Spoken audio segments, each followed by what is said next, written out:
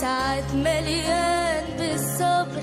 أنا بعشق البحر.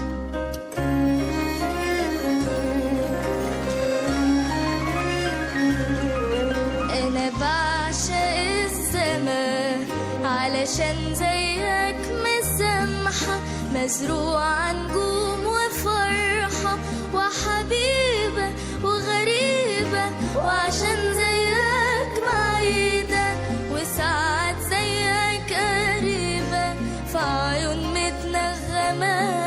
أنا بعشق السماء.